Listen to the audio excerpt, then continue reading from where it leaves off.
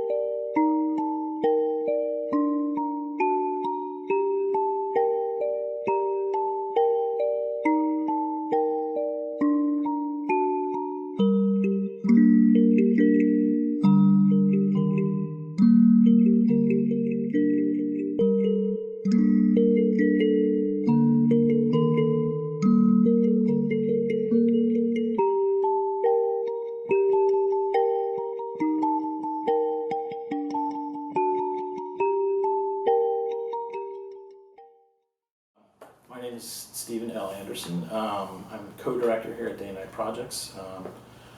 I helped found this with William and another two partners back in 2016. Hello, I'm William Downs. I am one of the 3 directors of Day and Night Projects. I started the space 4 years ago with Stephen Anderson, and then we brought in Margaret recently. I am one of the co-directors at Day Night Projects, and in fall of 2021, William and Stephen asked me to come on and be a co-director with them. So tell us about the recent event at the Atlanta Contemporary, the curatorial project between Day and Night and the Atlanta Contemporary. So the way it started was that our co-director, Margaret Hayden, was having a conversation with Veronica Ketzenich, who's the executive director at the Atlanta Contemporary, and from what I understand, Veronica was like, hey, does Day and Night want to curate a project at Atlanta Contemporary?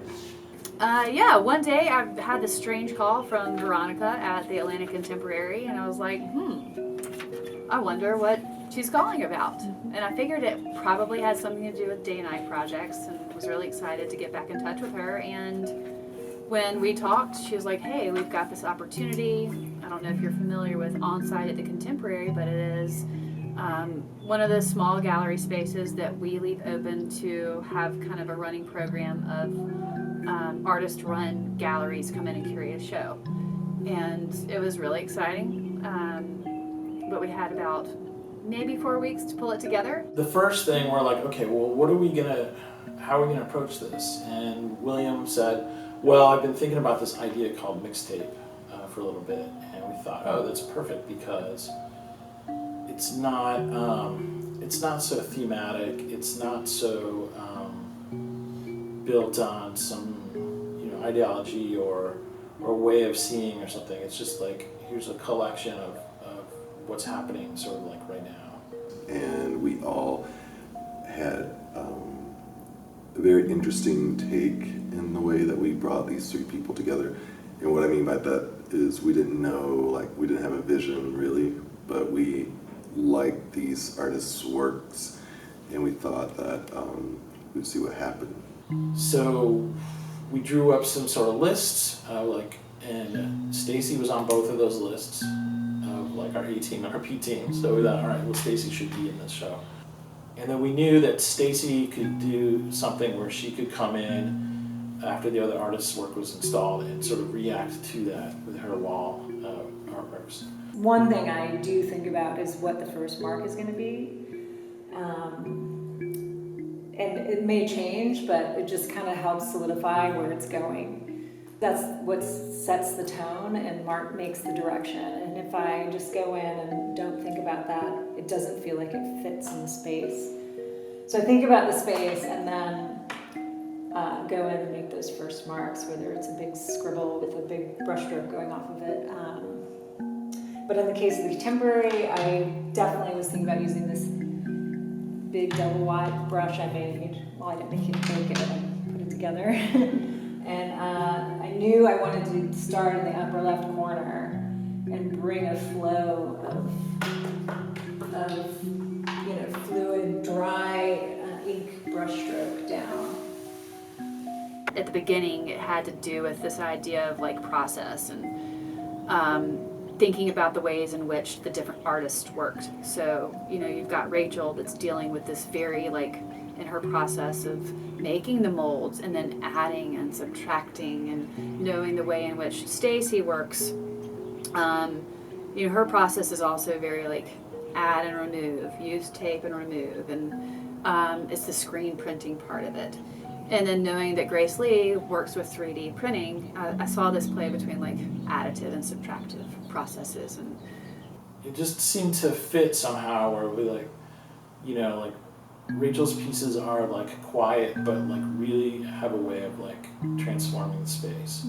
Stacie is going to react to what comes, and so that we know that that will fit. And Gracelee's was like just this sort of like eye candy, like stunner that we thought really should be in there. Rachel Garceau, we thought, would be a really good anchor because her work is it's so unique and it's so open to interpretation in a way. We thought it would be a really good sort of anchor for the other artists. I'm interested in like exploring that balance between like strength and delicacy. So using this sort of what people kind of immediately think of as a more delicate material, but making larger forms, making like building larger spaces, you know, utilizing material.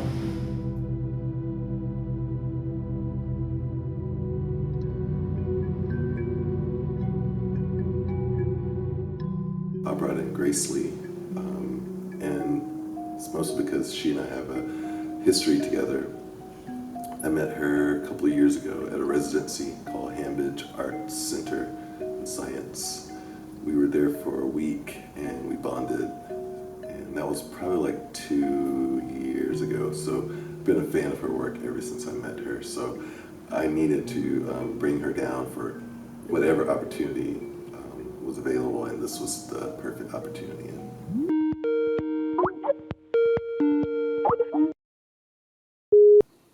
Great. So I'm Gracelee Lawrence. I'm a sculptor. I primarily work with digital fabrication, so I'm thinking a lot about 3D printing and 3D scanning specifically. Actually, all the work that's around me right now is 3D printed. This is a new series of work that is dealing with 3D scans of my body that are then translated and combined with foods and fruits and vegetables and printed out large scale. So this is a good example of the way that my process works and kind of what my interest is, because I'm generally thinking about this transfigurative space between digital and physical reality that we're all living in. So, you know, if you're watching this video, you're living in that space too, thinking about what is physical reality, what is digital reality, what is the space between that we're all operating in, you know, what is more real? Is there such a thing as a true reality? And to me and in my work, the answer is it's everything. And it's this complicated conglomeration of physical and digital reality that we're living within. And so my work is really echoing that sentiment and trying to parse out the space that we're in. Time wasn't a pressure for us because we were in sync about, you know, how to get it through and how to pack it. And when I receive it, I was going to be the person to install it. So she gave me all the directions on the phone, which I was like, okay, got it. So when I received the work, I was very taken because it was not what I had envisioned, because I was thinking about something else, but I was excited when I saw that everything moved. So she sent these turntables with these glass tops, which kept the sculpture.